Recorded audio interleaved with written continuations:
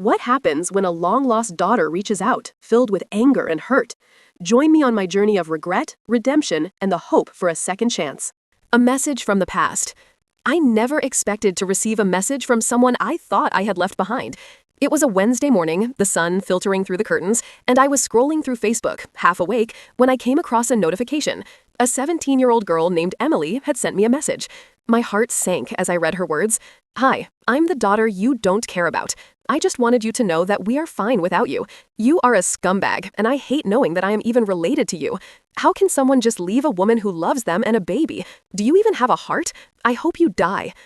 The words hit me like a ton of bricks. I hadn't spoken to Emily or her mother in nearly 2 decades. I had buried that part of my life, hoping it would never resurface. But now, here was my daughter, a whirlwind of emotions, confronting me in the harshest way possible. I had always known this day might come. I just never anticipated it would be so explosive. As I sat there, staring at the screen, I felt a tumult of guilt and regret wash over me. I remembered my younger self, the decisions I had made, and the cowardice that led me to abandon Emily and her mother. Back then, I was just a kid myself, immature, scared, and far from ready to be a parent. I had encouraged an abortion, and when she chose differently, I had walked away. Now the consequences of those choices were crashing down on me like a relentless tide. I debated how to respond. Should I ignore her? Should I offer a heartfelt apology? Or maybe I should reach out to her mother first. Each option felt like a minefield. I knew that whatever I chose would shape the kind of relationship I might or might not have with Emily. My wife and family had no idea about this part of my life, and the thought of revealing it filled me with dread. I could feel the weight of my secrets threatening to pull me under. What if I messed this up? What if I lost everything? Just as I began to craft a response, the reality of the situation hit me hard. I had to confront my past, and the only way forward was through honesty. But would Emily even want to hear from me? Part 2. Taking a leap of faith. After days of wrestling with my thoughts, I decided to respond to Emily. It wasn't easy. I felt like I was stepping into the lion's den. I typed out a message. "Hi, Emily. I've wanted to contact you for a long time, and I'm glad you messaged me. I'm sorry for how things have gone between us, and if there is anything you want to talk about, I would love to do that." I hit send, my heart racing. Would she respond with more anger? Or perhaps would there be a glimmer of understanding? Hours passed. I was nervously checking my phone, waiting for her reply. Finally, it came. "Fuck off. You are dead to me."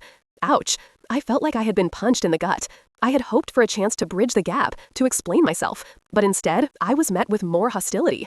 It stung, but I couldn't blame her. She had every right to feel the way she did. With each passing day, I felt the heaviness of the situation grow. I wanted to be a good father, not just to my 2 younger daughters, but also to Emily, if she would allow it. The thought of telling my wife about this was daunting. How would she react? Would she see me as the same cowardly person I was at 20? In those quiet moments of self-reflection, I realized that I needed to come clean. My wife deserved to know the truth about my past, and hiding it would only complicate matters further. But how could I tell her? Our family was built on trust, and this felt like a potential earthquake waiting to happen. As I prepared to have that conversation with my wife, I felt a mix of fear and hope.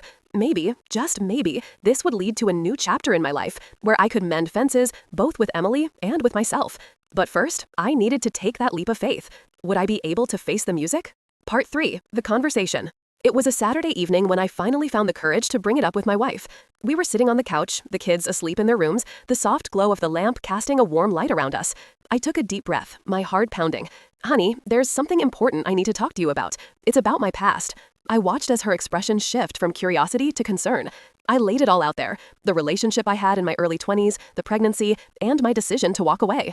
I explained how Emily had reached out to me, her angry words still fresh in my mind. To my surprise, my wife listened intently, her brow furrowing as I spoke. When I finished, she took a moment to process everything. "I can't imagine how hard this must be for you, but I appreciate your honesty. I'm here for you, and we can figure this out together." It wasn't the reaction I had feared. Instead, she was understanding, even supportive.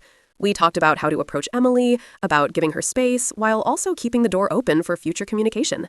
It felt like a weight had been lifted off my shoulders. I was grateful to have a partner who understood the complexities of life. However, the reality of the situation was still looming over me. I had reached out to Emily, but she had made it clear she wasn't interested in having a relationship with me. I felt the sting of rejection again. I wondered if I should send one final message, just to let her know I was here if she ever changed her mind.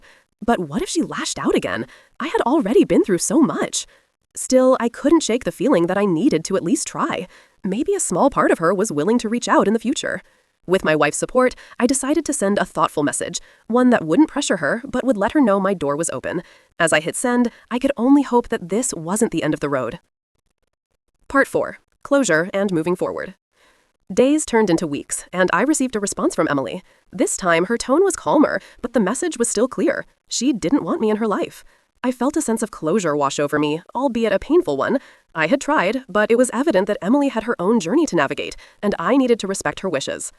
I shared the response with my wife, who continued to stand by me. It was a relief to know I had her support, but I couldn't shake the lingering feelings of guilt and regret. I had always dreamed of being the kind of father Emily deserved, but it seemed that dream was slipping further away. In the days that followed, I focused on being the best dad possible to my younger daughters. I wanted to show them the love and support that I had failed to give to Emily. Each day became a reminder of the lessons I had learned from my past mistakes. I poured my heart into my family, hoping to instill in my girls the values of love, honesty, and compassion. While Emily and I might never have the relationship I had hoped for, I realized that I could still honor her existence by being a better person. I learned that the past doesn't define me. It's what I do today that matters. The door remains open for Emily, and if she ever chooses to walk through it, I will be here, ready to welcome her with open arms. As I look back on this tumultuous journey, I feel a sense of peace. Life is unpredictable, and while this chapter may not have ended the way I envisioned, it has taught me invaluable lessons about love, forgiveness, and the courage to face one's past. I can only hope that, in time, Emily will find it in her heart to reach out again. Until then, I'll keep living my life with integrity, striving to be the father I know I can be.